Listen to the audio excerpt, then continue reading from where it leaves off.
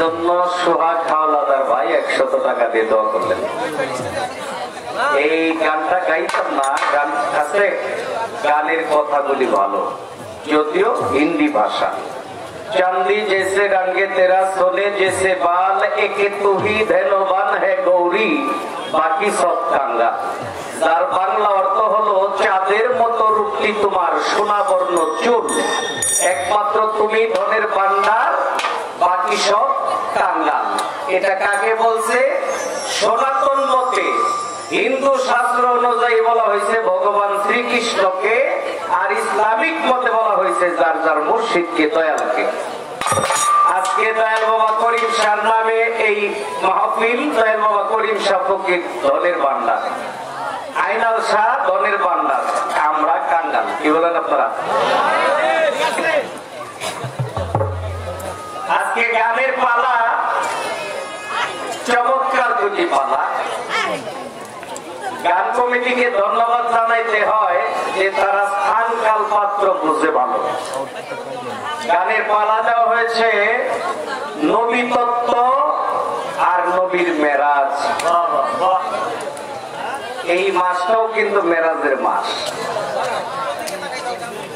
আজকে রজব চাঁদের 28 তারিখ, যদিও গত পরশুদিন 27শে রজব পালিত হয়ে গেছে রাষ্ট্রীয় ভাবে, কিন্তু আমরা যদি সঠিক হিসাবটা ধরি আজকে 28, তাহলে গতকালকে 27 গেছে। 27 তারিখ দিবাগত রাতে দয়াল নবী মেরাজে গমন করেছে। এটা আমার দয়াল নবীর জন্য, আখেরি নবীর জন্য একটা পুরস্কার, যাহা পূর্ববর্তী নবীগণ পায় নাই।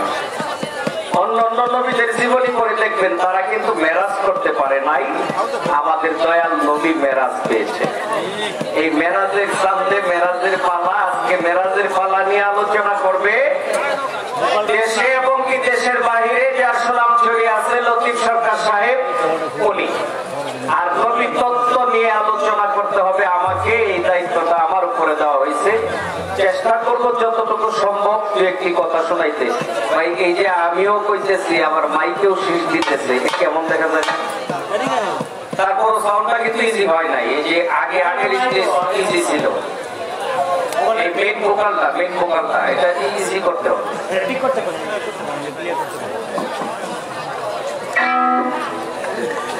আমি পালার মধ্যে একটি গান গেয়ে পালাটা শুরু করে দিই, নাকি বলেন?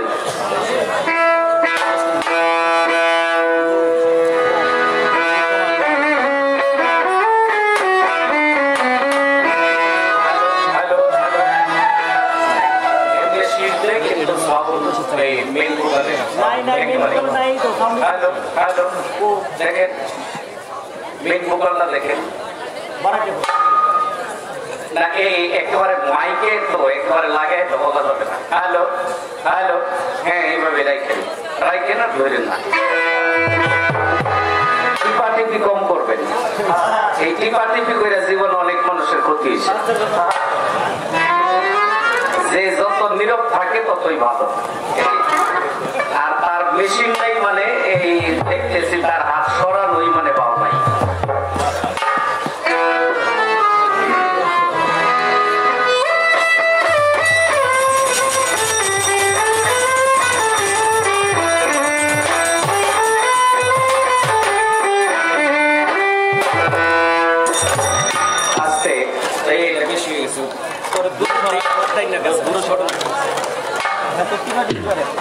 আপনাদের এই দেশে যদিও প্রথম, তবে আমি যতটুকু জানি আপনারা বাউল গানের সত্যিকারের ভাবুক শ্রোতা। ফরিদপুর, মাদারীপুর, রাজবাড়ী এই জেলাগুলির মধ্যে বাউল গান শুধু শোনে না, তারা বাউল গান গায়। আমার জীবনে 2 বার আসছি পার্শ্ববর্তী, এখান থেকে হয়তো কয়েক কিলো দূরে। আমাদের শূন্য ভান্ডারী ভাই একবার এনেছিল তার বাড়িতে, আরেকবার এসেছিলাম আরেক না বাপরির লোকে, এটা চন্নু ভাই না, চন্নু ভাই তো হইতেছে রাজিরা। তো যাক, মোটামুটি আশেপাশে আসলে অভিজ্ঞতা হয় নাকি? আপনাদের একটা বিষয় বুঝতে হবে আগে, জীবনী আর তত্ত্ব দুইটা কিন্তু এক না। জীবনী আর তত্ত্ব দুইটা এক না। জীবনী কোনটা? একটা মানুষ এই দুনিয়াতে আসার পরে পর্দা নেওয়ার আগ পর্যন্ত যাহা কিছু করে তাহাকে বলা হয় জীবনী। আর সেটার কোন দলিল নাই, এটা হচ্ছে তত্ত্ব। হাদিস পড়লে যাহা পাওয়া যায় তাহা কখনো তত্ত্ব হইতে পারে না।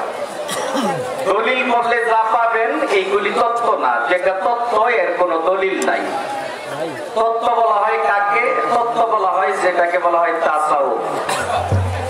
তো যেহেতু নবী তত্ত্ব উল্লেখ করছেন, নবী তত্ত্ব যেহেতু উল্লেখ করছেন, আমারও গানও গাইতে হবে নবী তত্ত্বের মধ্যে, আলোচনাও নবী তত্ত্বের মধ্যেই থাকবে।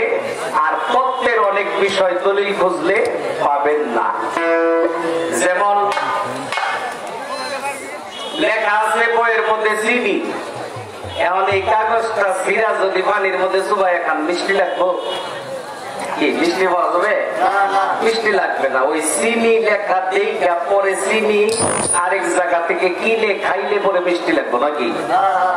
এইরকম ঠাই ঠিকানা দেওয়া আছে, কিন্তু তত্ত্ব এইরকমই আপনি ঠিকানা পাবেন, কিন্তু তত্ত্ব যদি দলিলে খুঁজেন তাহলে আপনার বিফল সময়।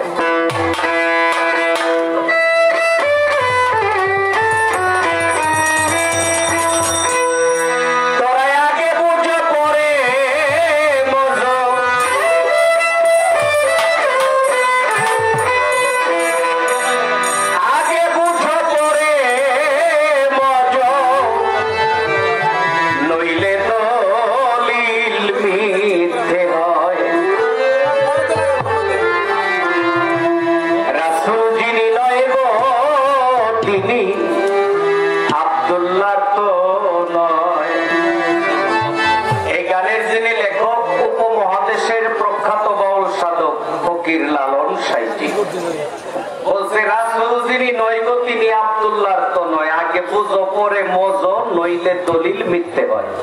অনুমানে মজলে লাভ নাই, বুঝা মজতে বলা হয়েছে। তোরা আগে বুঝো পরে মজো, আগে বুঝো পরে মজো, নইলে দলিল মিথ্যে হয়। রাসূল যিনি নয় গো তিনি আব্দুল্লাহর তো নয়, রাসূল যিনি নয় গো তিনি আব্দুল্লাহর তো নয়।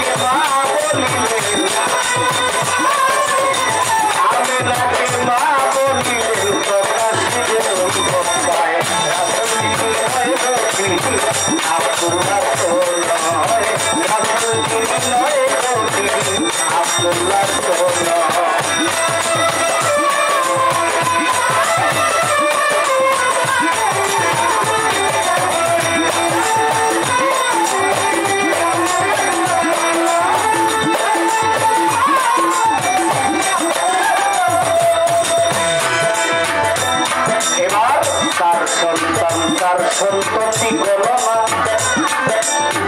এই হলো সৃষ্টির বাসনা।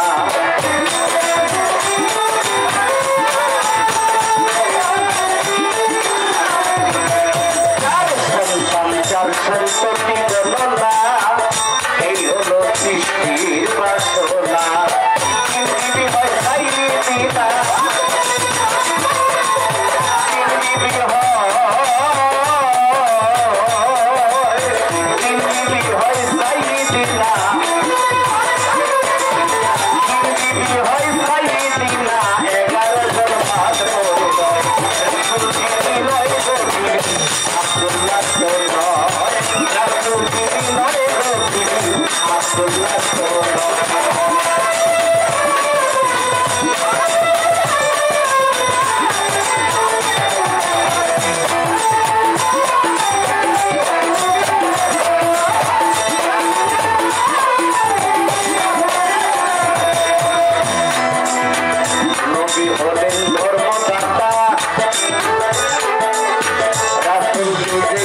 সৃষ্টিকর্তা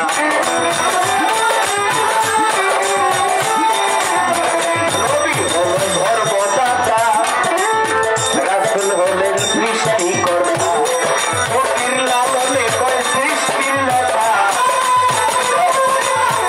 লালনে কয় সৃষ্টির লতা আল্লাহ পেয়ে শিয়া করে রাসূল যিনি নয় গতি আব্দুল্লাহ তো নয় রাসূল যিনি নয় গতি আব্দুল্লাহ তো নয় আগে বুঝো পরে মজো আগে বুঝো পরে মজো নইলে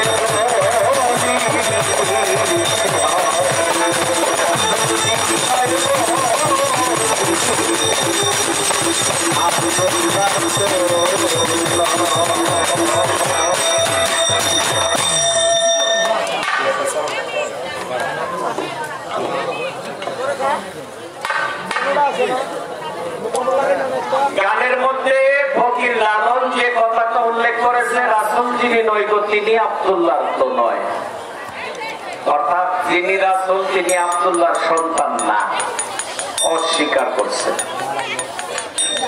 আর পরে দলিল ঘাটলে দেখা যায় তাই যিনি রাসূল তিনি আব্দুল্লাহর সন্তান না, বলছে মুহাম্মদ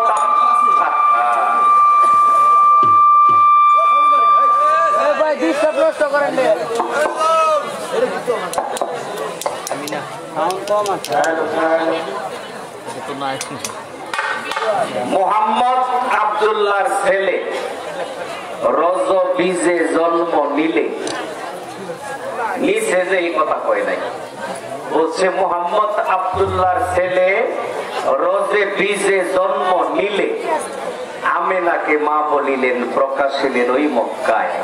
অর্থাৎ ফকির লালন যে কথাটা এখানে তুইলা ধরেছে যিনি রাসূল তিনি আব্দুল্লাহর সন্তান না, পিতা মাতার রজে বীজে যাহা জন্ম নেয় তাহাকে বলা হয় জন্মিত। আমাদের দেশে কিন্তু একটা ঝামেলা আছে, ঝামেলাটা কি?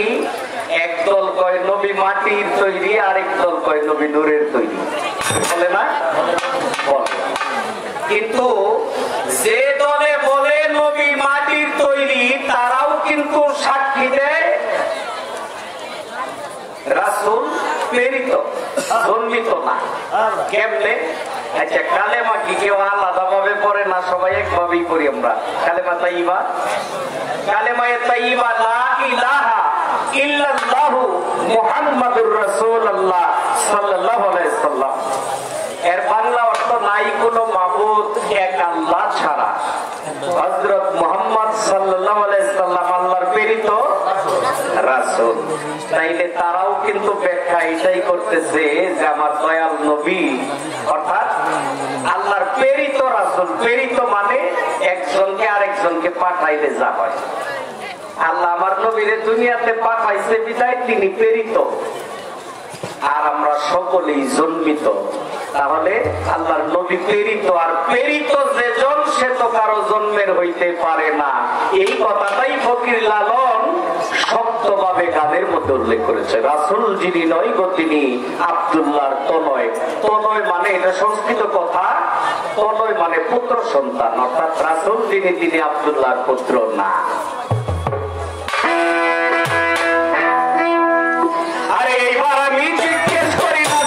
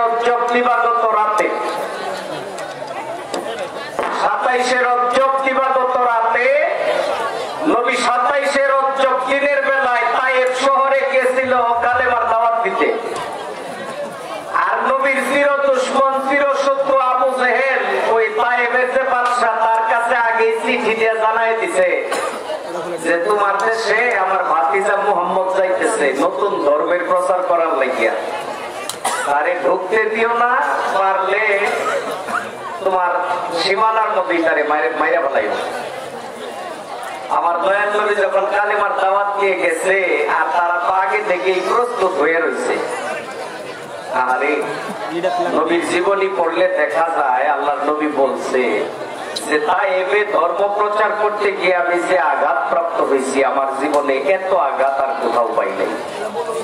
আমার দয়াল নবীকে মারতে মারতে মারতে মারতে যখন ওই কাফেরের দল নিশ্চিত হয়ে গেছে যে মুহাম্মদ আর জীবিত নাই, তখন আমার দয়াল নবীরে ফাদায় রেখে তারা চলে গেছে। নবী সর্বাঙ্গ শরীরে রক্ত মাখানো অবস্থা, নবীর পায়ের করম গুলি পর্যন্ত পায়ের সাথে আটকে গেছে রক্তের চোটে। আমার দয়াল নবী কাঁদতে কাঁদতে সেই মক্কা নগরীতে আসে। আসলে প্রথম তারে দেখে দয়াল নবীর সম্পর্কে আত্মীয় একজন মহিলা, নাম তার উম্মে হানি। এই উম্মে হানি দয়াল নবীকে ঘরে নেয়। ওই দিন রাতেই আল্লাহর রাসূল মেরাজের দাওয়াত পায়। আমার একটু জিজ্ঞাসা থাকবে, শরীয়তের আইনে ভিন্ন সাবালক পুরুষের সামনে ভিন্ন সাবালিকা মাইয়া যাইতেই পারে না, আর শরীয়তের আইন জারি করছে আমার নবী। শরীয়ত এই দুনিয়ার মধ্যে আসছে নূহ নবীর আমলে, কিন্তু পূর্ণাঙ্গ রূপ পাইছে আমার আখিরি নবীর কাছে। তাইলে শরীয়তের আইনে যদি ভিন্ন সাবালক পুরুষ ভিন্ন সাবালিকা মাইয়ার কাছে না যাইতে পারে, আল্লাহ রাসূল উম্মে হানির ঘরে ওই দিন রাত্রি যাপন করলেন, এর কারণটা কি? এখানে কি শরীয়ত রইল না শরীয়ত গেল? কি বুঝতে পারছেন আপনারা? উম্মে হানি একজন সাবালিকা নারী ছিল, আর জীবনী পড়লে দেখা যায় ওই ঘর থেকে আল্লাহ রাসূল মেরাজের দাওয়াত পেয়ে মেরাজে গমন করেছে। এই জায়গাটা একটু ক্লিয়ার করে নেই, আপনারা কি বলেন? হ্যাঁ, আর আমরা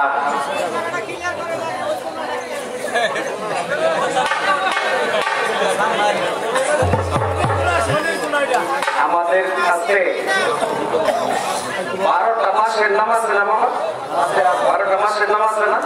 আছে। 7টা বারের নাম আছে না? বছরের কি কোনো নাম পাওয়া যায়? নবী যে বছর মেরাজে গেছে ওই বছরেরও একটা নাম আছে। একটা প্রশ্নই রইল, উম্মে হানি আমার রাসূল ওই দিন রাত্রি যাপন করেছিল কোন আইনে? আরেকটি কথা হলো, ওই বছরটারও যদি নাম থাকে তাহলে ওই বছরটার কি নাম? আর অন্য কোন বছরের নাম পাওয়া যায়? আর এদিকে একটু হবে, ওই যে মুরব্বী অভিযোগ করছেন লাভ নাই, একটু হবে, আর ওইটুক মাইনে নিতে হবে। যেহেতু মা বোনরা আছে, মা বোনদের সাথে ছোট বাচ্চা কাচ্চাও আসছে, তো ওইদিকে একটু কথাবার্তা হবে, ওইদিকে আমরা যেন কান না দিই। তারপরও মা বোনদের অনুরোধ করবো, বাবা আপনারা যদি একটু কথাবার্তা বলেন তাহলে এটা আমাদের কানে আইলে আমাদেরও সমস্যা, যারা শুনতেছে তাদেরও সমস্যা। চেষ্টা করবেন মানে একটু কথাটা না বলার জন্য।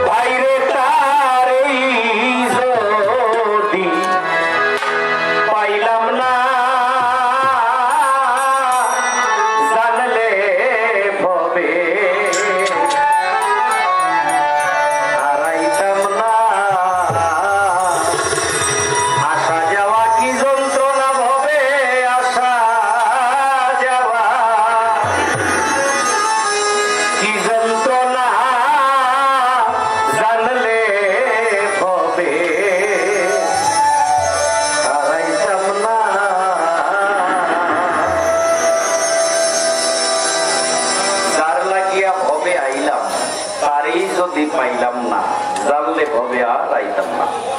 সাধকের মনের একটা অনুরাগ। আসা যাওয়া কি যন্ত্রণা, আসা যাওয়া যে যন্ত্রণা, এটা আপনারা বিশ্বাস করেন তো নাকি?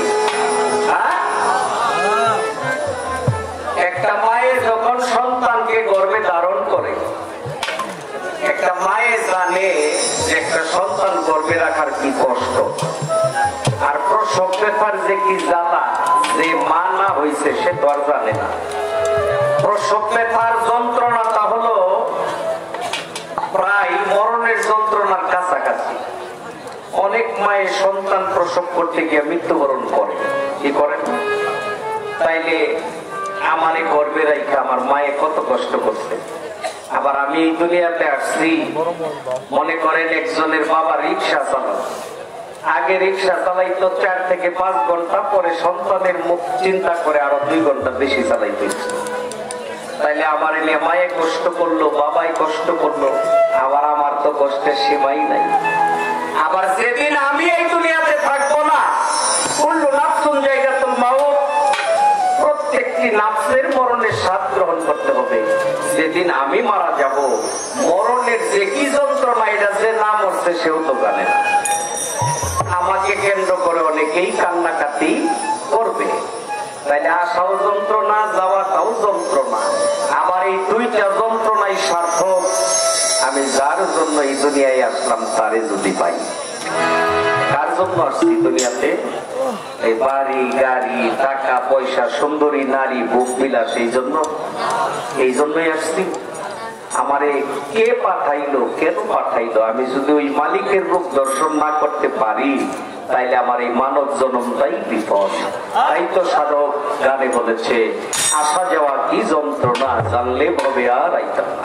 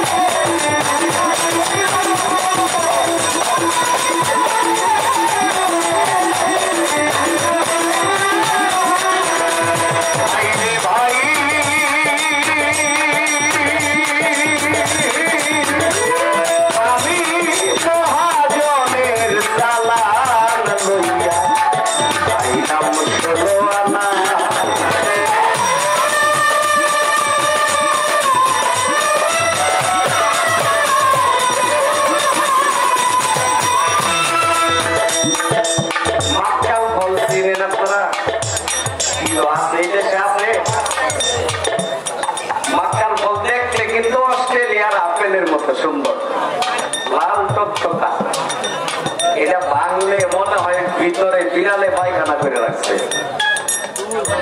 বাবা, ভালো মানুষের জন্য এই দুনিয়াটা ওই রকম। উপরে দেখতেছেন আপেলের মতো আসলে ভিতরে কিচ্ছু নাই। মহাজনের পুঁজি লয়ে আইলাম 16 আনা। আমার কথায় আপনারা কেউ কষ্ট নিয়েন না মনের মধ্যে। 1000 মানুষের এই কথা জিগাইলে 999 জন মানুষে বুঝেই না 16 আনা পুঁজি কারে কয়। আপনিও যেরকম চামড়ার পোশাক নিয়ে এসেছেন, আমিও এরকম চামড়ার পোশাক নিয়ে এসেছি। মানি ব্যাগ নাই, টাকার থলি নাই, সোনার আংটি নাই, সোনার চেইন নাই, তাহলে 16 আনা পুঁজি কি? এই 16 আনা পুঁজি এটা অনেকেই বুঝে না, আবার তারা বুঝে যারা কোনো না কোনো তরিকতের অন্তর্ভুক্ত গুরুতর মানুষ, তারা বুঝে। আমি মহাজনের সালাম লইয়া আইলাম 16 আনা।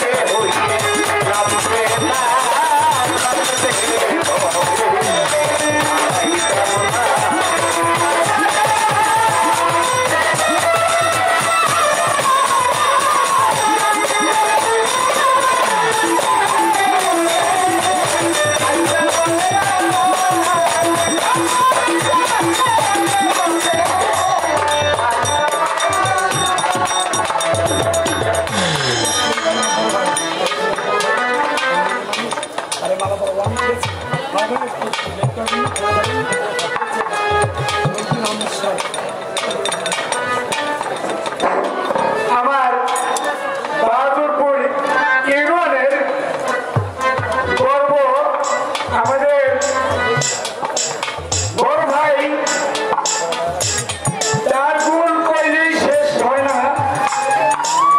এই জন্য আমার বড় ভাই নুরুদ্দিন আহমেদ সাহেব দেশে বিদেশে সর্ব জায়গায় বড় একজন ব্যবসায়ী। তবে সে যদিও ব্যবসায়ী, হাজার হাজার কোটি টাকার সম্পদ যদি থাকে, তার ভিতরে এরকম কোনো আলোচনা আমরা জীবনে পাই নাই।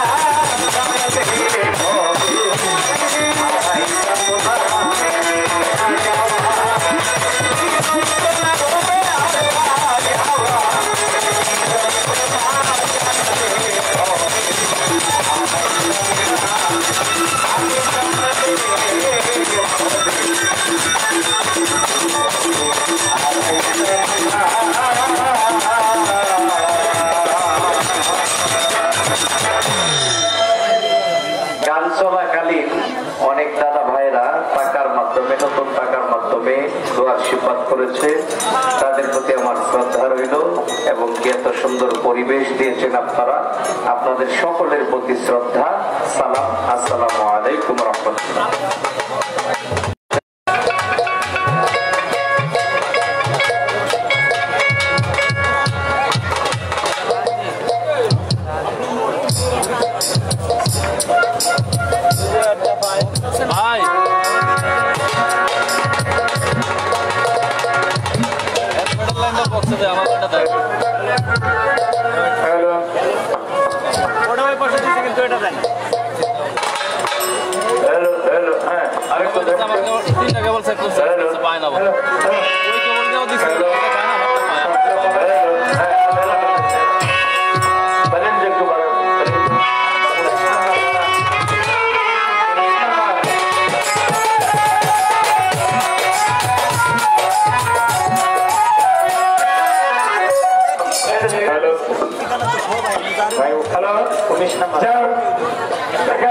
গোপন ভাবে দিচ্ছে, আমি গোপন ভাবে বারেক বৈদেশি ভাইকে আমার বড় ভাই সালাম দেব।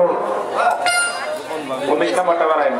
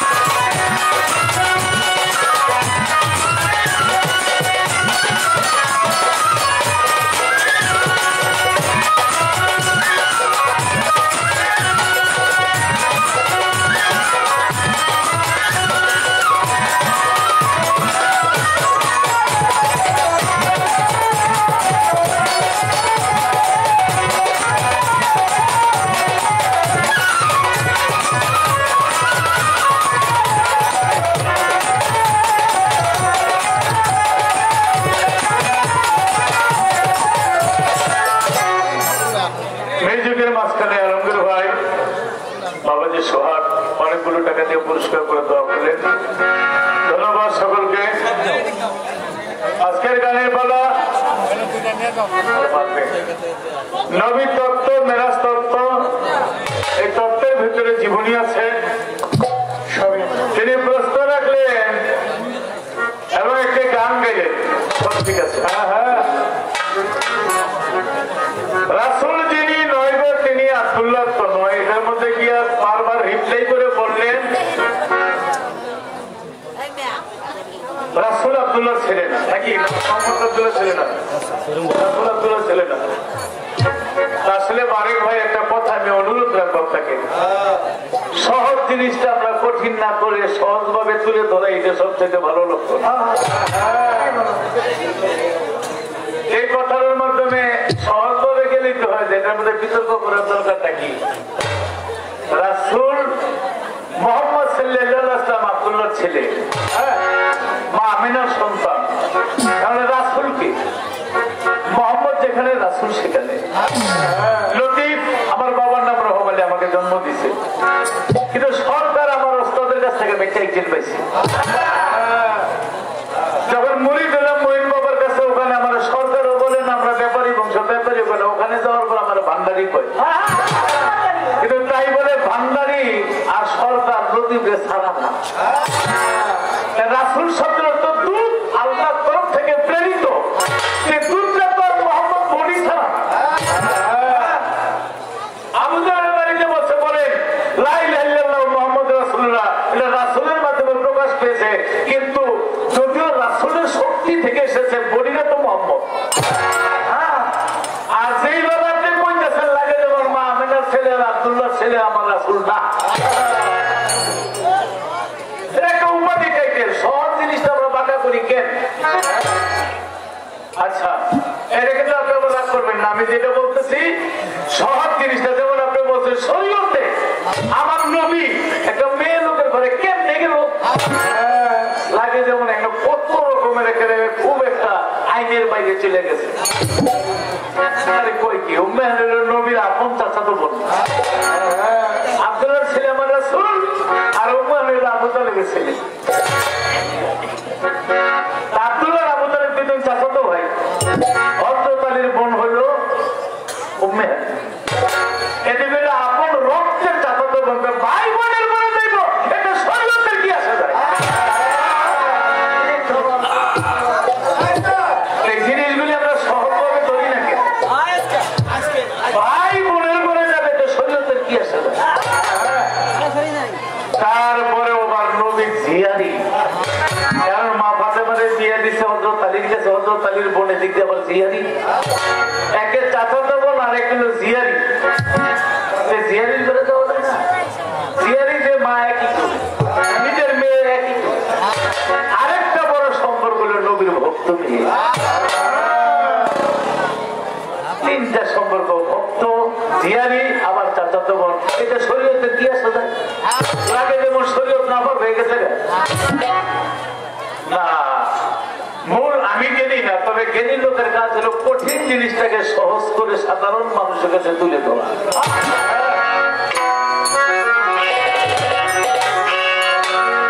মাসের নাম আছে, সপ্তাহের নাম আছে, বছরটার নাম কি? ওই বছরের দুইটা নাম, একটা হলো শোকের বছর আর একটা হলো আনন্দের বছর। শোকের বছর হলো নবীর ওই বছরই চাচা, যে নবীকে সবসময় বটবৃক্ষের ছায়া দিয়ে রাখতো। কেউ যদি নবীকে মারতে আসতো নিজের পৃষ্ঠ পাইটা দিত, তোমার ভাতিজারা কেউ একটা ভুলে রাখতো। ওই বছরই আবু তালেব পৃথিবী ছেড়ে চলে যায়। আরেকজন হলো মা খাদিজা, নবীর কাছে নারীদের মধ্যে সবচেয়ে প্রথম যিনি মুরিদ গ্রহণ করেছে এগুলো মা খাদিজা। মা খাদিজাকে বলে তো গেটের দারোয়ান। নবী যেখানেই যেত রাত্রের প্রথমের মধ্যে আসতো, আইসা ঘরের মধ্যে টোকা দিলে মা খাদিজা দরজা টোকার আগেই দরজা খুলে বসে থাকতো, আল্লাহর হাবিব কখন যেন। আল্লাহ উমরা হজ করতে নিয়েছিল, মক্কা থেকে মদিনা যাওয়ার পথে হেরা পর্বত গুহার মধ্যে উঠেছিলাম। সেখানে আমরা রজব জওয়ান আমরা উঠেছিলাম, কিন্তু আকলিমা বেগম ছিল আমাদের সাথে উঠতে পারিনি, পায়ে হেঁটে। এখন রাস্তা হয়ে গেছে, তাও হেরা পর্বত গুহার মধ্যে আমাদেরও উঠতে অনেক কষ্ট হয়েছে। কিন্তু আজ থেকে 1400 বছর আগে মা খাদিজা এই মক্কানগর থেকে হেরা পর্বত গুহায় নিয়ে আমার নবীরে খাবার দিতেন।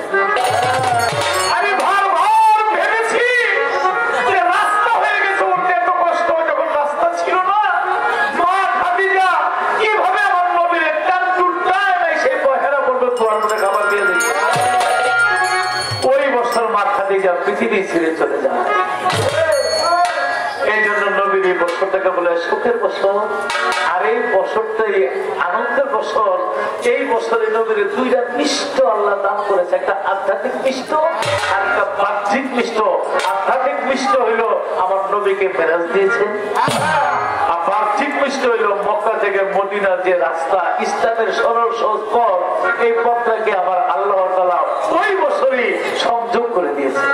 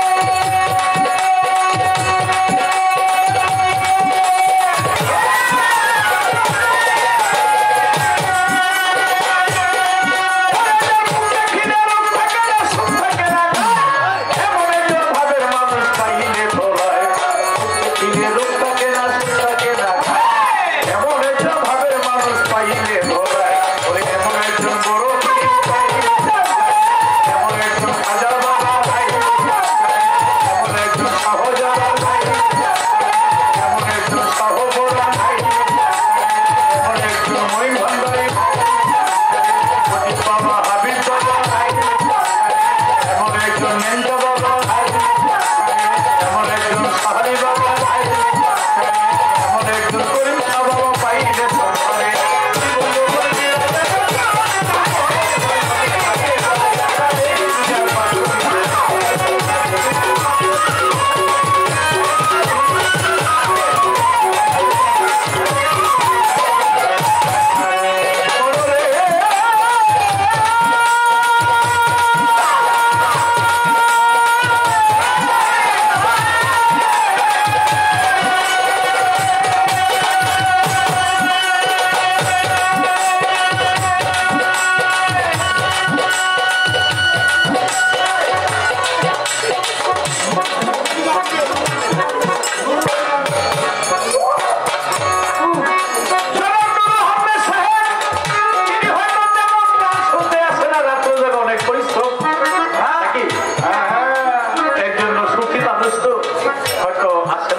এসেছে।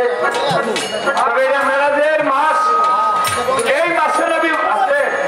নবী প্রথমে আল্লাহ নবী তোবা কাছে বলতে মনের গুলো হাত জোড়া করা, পঞ্চমে মরিনি, ষষ্ঠ মাধ্যম সবে বিক্রির পর সপ্তম আব্দুল্লাহ না শিখায়, অষ্টমে মামিনার গর্ভে, নবমে ভবিষ্যতের পৃথিবীতে, দশমে 50 বছর 2 মাস 27 দিনে চলে যায় মেরাজে। আবার আমাদের নুরুদ্দিন সাহেব হয়তো ভাবতে পারে এরকম আল্লাহ নবীর গান হইলে মনে হয় শোনা যায় নাকি? এরকম আল্লাহ নবীর প্রিয় গান যদি হাদিস কোরআন ভিত্তিক ভালো গান হয় তাহলে এটা মাওলানা যারা তারাও শোনে গোপনে গোপনে। মাওলানা তাহিরি তো আমাকে বয়াতি গান দিয়েছে, নাম ধরে লাইছে। এই মাওলানা স্টেজে বেশি গান গাইতে পারে হেল বায়না বেশি, ব্যান্ডের গান, পপ গান, রক গান, যত গান কর, বাউলদের যে আত্মার গান, এই দরবারি গান, মুর্শিদি গান, এই গানগুলি গাই বেশি এবং এই গানগুলি শুনলেও সওয়াব হয়।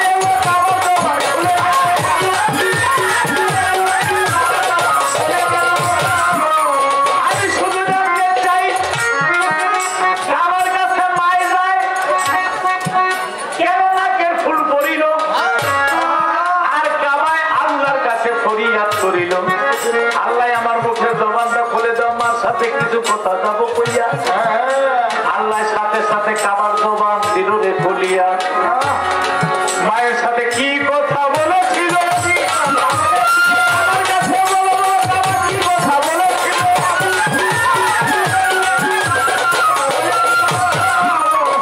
সেদিন মাজাইয়া কাবাকে সালাম করে কাবা উল্টা মায়ের ভক্তি জানায়। কি কারণে কাবা ভক্তি জানায় বলো না আমার ছাত্ররা বলেন তো, আমাদের কাবা কোথা আপনারা হয়তো ভালো লাগছে। একজন আরেকজনের কয় নৌকরা ধাক্কা দরকার তোকে দাও, আত্মীয় ধাক্কা দিবা গাও দাও করে কি কই একটু। আচ্ছা, আমাদের কাবা যদি মক্কা শরীফ হয়, মক্কার কাবা কোনটা? আলহামদুলিল্লাহ, বাবা দেখতে আল্লাহর কাবা কোনটা? কইয়ালার যাওয়া দিয়ে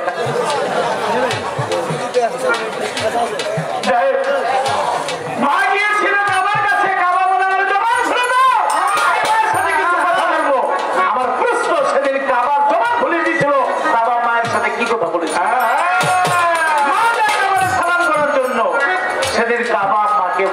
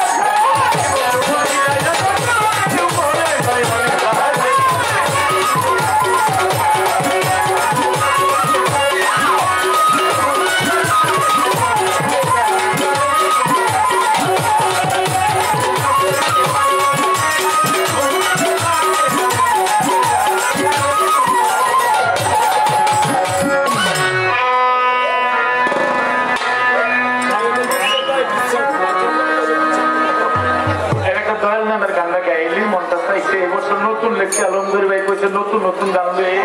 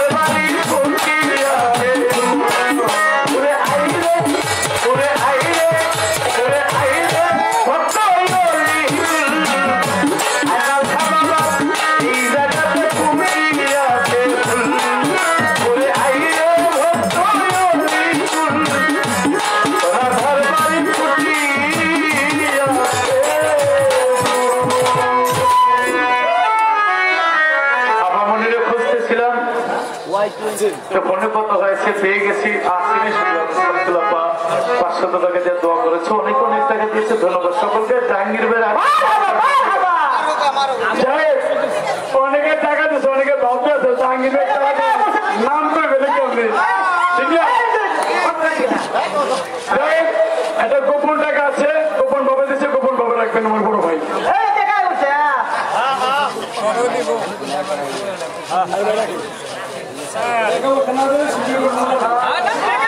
টাকা দিবেন, হাতে রাখেন।